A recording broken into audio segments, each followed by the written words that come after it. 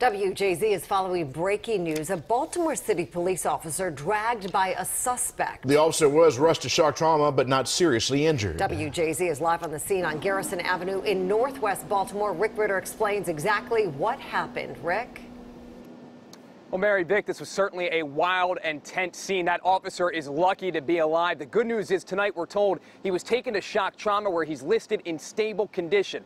Now, the call came in around 2 o'clock this afternoon here along the 3300 block of Garrison Avenue in Northwest Baltimore. Police say there was an officer trying to pull over the suspect who was in a reported stolen vehicle. Now, that officer then called for backup. And when backup officers arrived, we're told one of the officers was leaning inside the vehicle and that the suspect then decided to flee and take off, dragging that officer about a block and a half down the road. We heard from TJ Smith with Baltimore City Police a short time ago. He picks up the story from here.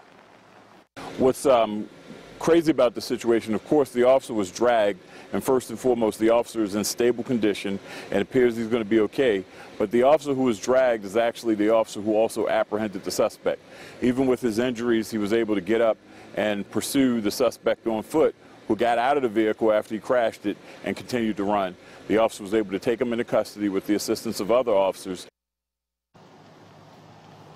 And that's unbelievable part of the story. They say the officer who was dragged by the vehicle, like TJ had mentioned, was able to get up and apprehend that suspect. Tonight, no information on the suspect. The police tell us he's currently in the process of being charged. But the good news, that officer who was rushed to shock trauma only suffered non-life-threatening injuries. Live in Northwest Baltimore tonight, I'm Rick Ritter for WJZ.